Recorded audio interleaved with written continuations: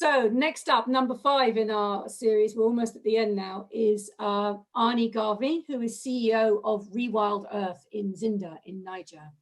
So Arnie started to research perennial plants in a 225mm rainfall zone in Niger in 1986.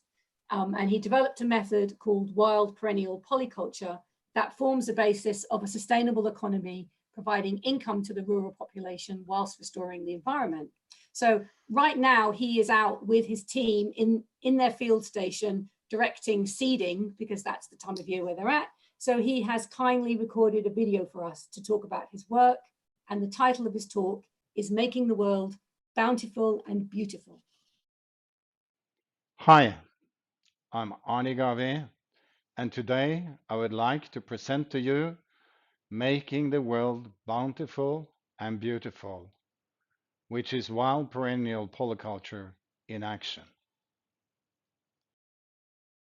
The rainy season has finally arrived in the Sahel region in West Africa, and I'm sitting in Zinder in the middle of Niger.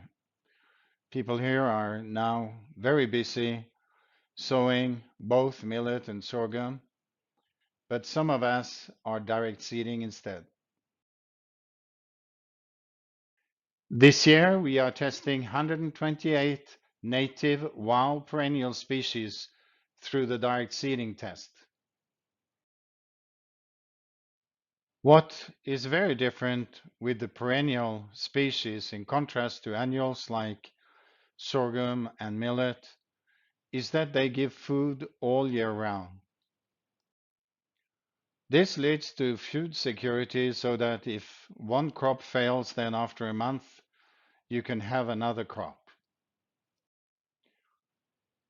It also leads to distribution of your workforce, which is your family basically, so that you have something to do the whole year round instead of just working through the 3-month annual growing season.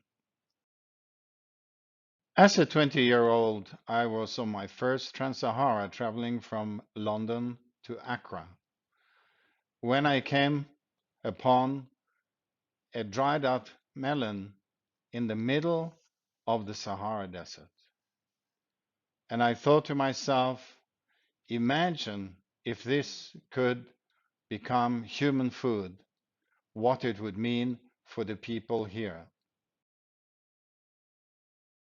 In 1983, I came across an article written by Norman Myers, where he states that there are 75,000 edible species in the world, yet human beings get 90% of their food from only 20 of them.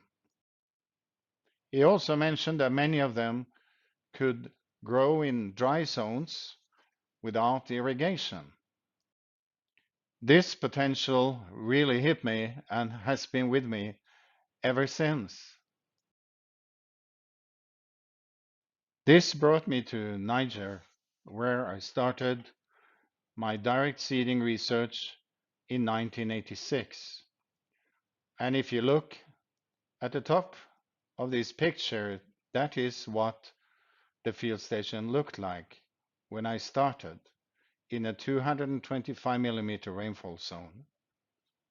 And the bottom part of the picture is how it looked some years later. Seeds of trees and bushes and perennial herbs were sown directly in the ground, and on top of that, we had the bonus of natural regeneration. Didn't water any plant, it was only rainfall, no fertilizer, pesticide, etc. As soon as we had results, we transferred the information to the rural communities, and we taught them how to direct seed and how to use these plants. The wild perennial crops were the domain of the women. The men owned the field, but the women could own the crops, and in that way they got their own economy going as these trees grew and gave fruits. Most of these plants had been stigmatized as famine food and looked down upon. So one of the jobs were to get people to appreciate them and to heighten their status and show their uses and what good products one could make from them. You have so many other uses for wild perennials. The crafts, which is like an industry here, you have cosmetics, and you have medicine. The wild perennial crops actually leads to a WPC economy that is worldwide. There are an abundance of species on every continent, and when we harvest these crops non-destructively, then humans benefit from nature, and nature benefits from humans.